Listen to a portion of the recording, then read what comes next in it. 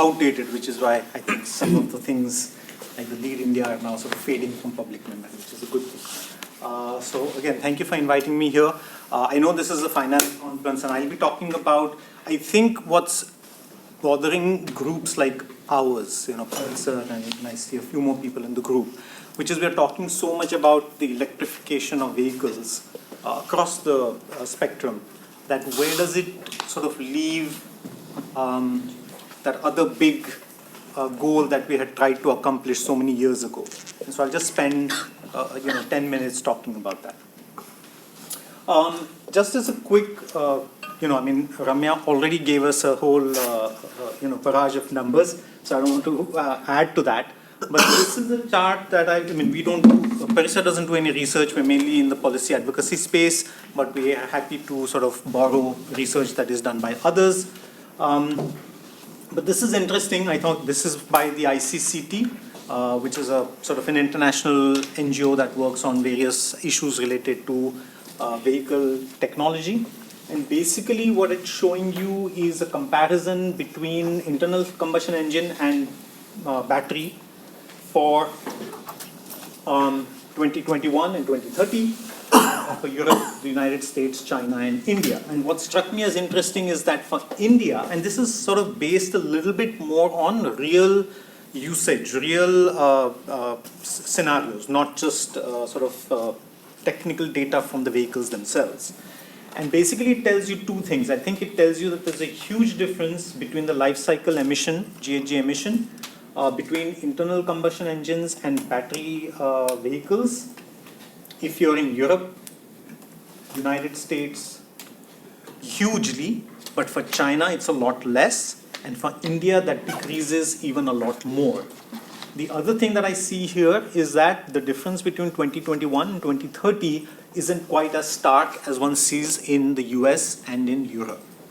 And I think this is part of the problem. I think the US and Europe see decarbonization as being this, electrification of vehicles. And I think in India, just this chart alone, I'll also talk about other things. I think that's why when a lot of that emphasis from the international level, our COP agreements, funders for social sector, funders for research, it all comes in, it's all constantly harping upon electrification. And I think this chart is sort of something to ponder about. There isn't a whole lot that's been done on two-wheelers, not so unsurprisingly, because Europe and America doesn't have to deal with it. But those who are looking at it also look at life cycle emission comparisons for two-wheelers. Here you do see a slightly more gains in terms of electrification of two-wheelers. But again, a lot of this, and this is something that I want to address a little bit, and it's also been discussed in the previous sessions, it sort of all depends upon sort of two or three things. What will be the energy mix in the years to come? What will be the contribution of green energy to the grid in 2040? And we don't know. So in that sense, this is all modeled. None of these charts actually look at the emissions from road infrastructure itself. And that's been one of our big issues, that it's not enough to talk about so most people actually focus only on the tailpipe emissions. If you're a little bit better than that, then you look at the life cycle emission cost, which includes the emissions from the vehicle manufacturer, the battery manufacturer, and so on and so forth. But almost none of them look at the infrastructure. And infrastructure has much more sort of wide impacts on the economy for sure, but also in terms of carbon. Not only is it the embedded carbon in the materials that are used to build the roads, that's pretty straightforward, but actually land diversion, somebody mentioned cutting of trees earlier. There's a reason why that comes up when it comes to road infrastructure, because some of the most rampant felling of trees, forested areas, is happening because of road infrastructure projects. Most of the linear projects are what are completely devastating our green cover. This is happening nationally, but I think in cities it's even more rampant. If you find out in your own city who has asked for most trees to be cut, you'll be surprised it's not the private developers building malls and buildings and what have you. It's typically the road departments. They're the ones who are asking for most of the trees to be cut. These are also some of the largest trees that you're cutting. So while it's one thing to say that emotional NGOs are sort of stopping trees from being cut, I think it has to be seen in the larger context. And then of course there's all the servicing work, there's repair work and so on and so forth. So I think this is something, these are the obvious points. But the last point, even though it's just come as a last bullet point, this has been something that at least in Europe they've been harping about a lot more. That if I add another lane, I'm going to still get more traffic onto it. So in that sense, I've only induced more traffic. And this induced traffic issue is completely non-issue in the Indian context. We all seem to assume that it's a static problem. There's a fixed number of vehicles. If I build a highway, then I will sort of distribute it and I'll get less traffic. And so a lot of the calculations in terms of speed that somebody again talked about a little bit earlier, that if I can only maintain certain speeds, then I will get that nice fuel emission, the lowest fuel emission in the cycle. Most of that doesn't work because you add another lane and it immediately gets congested. Another interesting thing that I came across as I was sort of preparing for this is that Europe is actually saying that average carbon dioxide emissions of new passenger cars increased for the second consecutive year. There are more petrol cars, but still the total amount of diesel fuel being burnt is still increasing in terms of absolute numbers.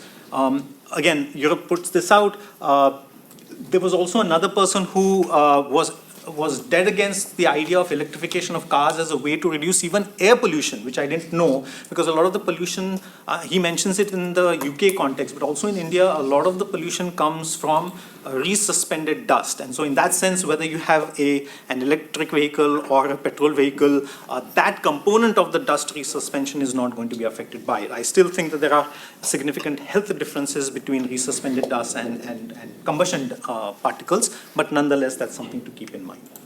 Ramya quickly touched upon this, so I won't go into this too much, but really this is where we're stuck. We're stuck on that old avoid, shift, improve model, which had been promoted by various organizations. All those organizations have now forgotten about it because everyone's just on the electric bandwagon. Essentially, electrification is only improve. It doesn't look at avoiding transport. How can I reduce travel demand? And how can I shift people to shared modes of transport, which Ramya did talk about in terms of the contribution overall.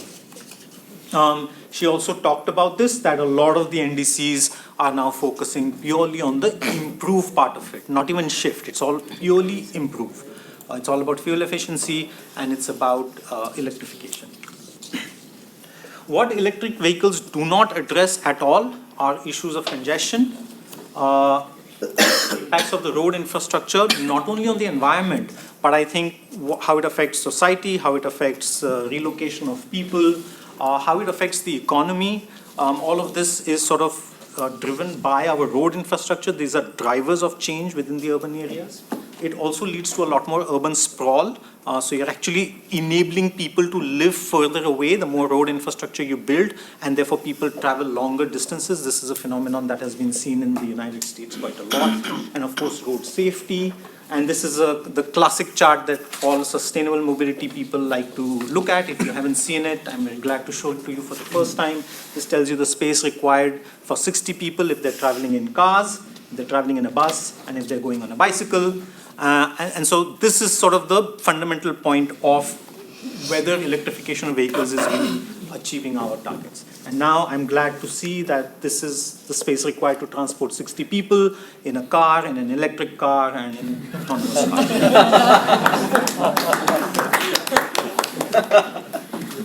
car. But the issue with this congestion, because congestion is an obsession with cities, although not most people are driving, the cities are obsessed with congestion. And this is what is driving projects, plans, budgetary allocations across the country. And really we are seeing a lot of that. We've seen the coastal road. Delhi loves to tout new flyovers, even a very pro-people government over here. We did an analysis of Pune's budget several years ago, and we found that about 1/3 of the total budget was allocated purely to roads, and that allocation was more than what it was for education, health, sanitation, and slum rehabilitation combined. So this is sort of the kind of investments, even at the urban local body level, that are happening to solve this problem of road congestion, which actually doesn't solve it, makes it worse, and then what happens to the carbon emissions. So it's sort of a really strange sort of circle that we're stuck in. We haven't talked about road crashes. There should have been another chart that electric car will kill you just as efficiently as a gas-powered car. But you know, it's and this is a huge issue because 1.5 lakh deaths a year doesn't get solved. A lot of them are pedestrians and cyclists. So I think that's another thing to sort of keep in mind.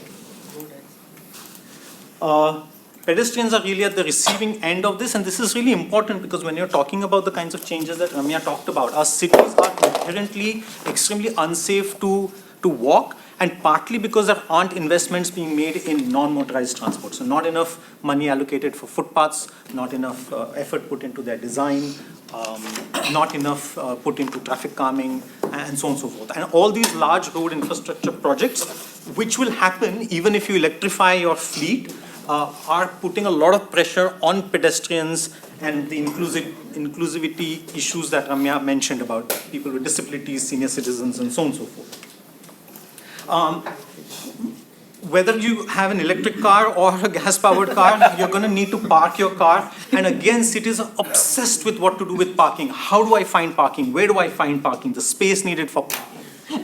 What typically cities like to do is they say provide more floors for parking your vehicles. So remember, it used to be no parking, then it was still parking, now it's 2 levels, then it's 3 levels, and we keep telling people that this is the American way of doing things. This part is all parking. You know, so it doesn't end with 2 or 3, and I don't know what this does to the cost of housing, because a lot of people who are in the housing sector have been talking about that the more you make minimum parking requirements mandatory, you're actually pushing up the cost of housing, and that eventually is something that people have to bear. Or they move further distances from the city, which means that their commute times and commute length goes up. So these are all the kinds of problems. And this is sort of Houston, what it looks like in terms of sprawl. This is a wonderful picture that, again, most of us keep showing you. You can just see the amount of land that is occupied by parked vehicles. And again, the point being that an electric vehicle will require the exact same amount of parking that all of this does. And the carbon footprint of this, the cost of concretizing this huge swaths of land, especially when we have a dire, space constraint. Elections are being lost and won on whether you provide slum rehabilitation units of 250 square meters or square feet, I wish it was meters, or 270 or 300 square feet, you know. And so it's in 50 square feet, elections are being won or lost. And here you're providing all this space for essentially dead vehicles. So one of the things that we are sort of worried about is, so there's also an over-reliance on projected numbers, you know, and I'm glad that Ramya shared that slide with us because it's all about long term, right? I mean, Ravi was also mentioning this. As long as I talk about 2050, then I'm good for another 30 years. I don't have to worry about it. But it depends on technology improvements and uptake of that technology. It depends on what the percentage of sales are going to be, and I can project, you know, sort of low penetration, high penetration, but I don't know what it's going to be. And then, of course, grid improvement and things like that. The good thing about improving public transport is I don't have to rely on that, because if I provide good buses in a city today, I know that people are going to use it, because people are actually desperate to use public transport. So I don't have to worry about a lot of the policy interventions and the politics that goes behind those policy interventions to make sure that there's going to be technology uptake, there's going to be grid improvements, because there's also a lot of pushback from the corporate sector. And who pays for this electrification? I think that's another thing that we worry about a lot.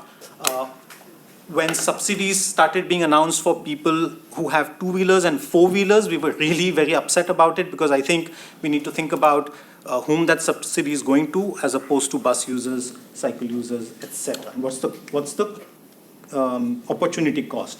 This is how India travels, in case, you know, I'm sure people have seen this, but those who aren't in the mobility sector may not have seen it. 30% no travel, 22% on foot, bicycle 13%. So that big chunk of people, this is the census of India on how people commute to work. A bunch of people actually are nowhere close to a two-wheeler or four-wheeler. So really all of this doesn't even affect them. The political economy of this is really important because we are working in the policy advocacy space. For us, this is where it all boils down to. How are cities looking at these reforms? And I just wanted to give you these sort of two examples. Parking management or parking as a way to reduce travel demand has been, everybody knows it works. And yet there's complete political resistance and apathy when it comes to charging people who own two-wheelers and four-wheelers to pay for their parking. And this is going to cut across the type of vehicle it is, because it's really the fact that it's a car that means that governments are unwilling to put parking on people. And it's a strange thing, but that's the political economy of how things are. Even in Delhi, it was only after the Supreme Court literally forced the government's hand that they finally implemented a parking policy. Otherwise, in most cities, you can park your car anywhere for free. And yet, the focus is on electrification. Even in Pune, the city that I come from, the first thing that the city was really pleased to announce was that it's setting up 500 charging stations. And they're probably going to set them up on the footpaths, making them even less walkable. And all of this has been driven by, I'm sorry to say, a lot of international NGOs that come with the mandate to push electrification. So for instance, Rocky Mountain Institute has been pushing a lot of electrification. They've forgotten about their own agenda that used to exist, and they're only talking about electrification. And I just wanted to see how many vehicles are we dealing with over here. So we have about 2.5 lakh vehicles that get registered. A total of 131 electric cars have been registered, and about 2,000 electric two-wheelers have been registered in the city of Pune. So all of this for about 130 cars in the city of Pune. So it just sort of shows where the decision-making and where the political sort of interest lies. There are far too few buses, something that has been mentioned. We like to think about buses in terms of buses per lakh population. Even cities like Singapore, London, which have an extensive metro network, have more than 100 buses per lakh population. Maharashtra, as a state, has less than 20. It's as low as 4 or 5. There was a study that came out a while ago that India needs 30 lakh buses for transport, has only 3 lakh buses. So we don't have the money to push into buses. We desperately need buses. The finance ministry announced an 18,000 crore scheme 2 years ago. Not one naya paisa from that scheme has come on the board till now. This was supposed to add about 20,000 buses across cities. So 20,000, we still need 27 lakh buses. This would have added about 20,000 buses. And just to give you an example of how much we're spending on metro as compared to buses, somebody had asked this question. Well, we had put the question to the MP who asked the question, and 75,000 crores on metro, 350 crores on buses. And so, yeah, I think investments in electrification, especially for personal vehicles, seems misplaced in India. We do need to improve our public transport and non-motorized transport. Urban planning and budgets need to align with the needs of the many, not the few who have electric vehicles.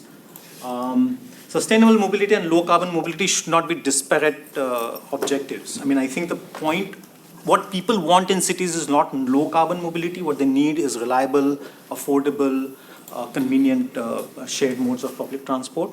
And therefore, the onus is on civil society, funders, and government to contextualize, I think, electric vehicles in India. Thank you.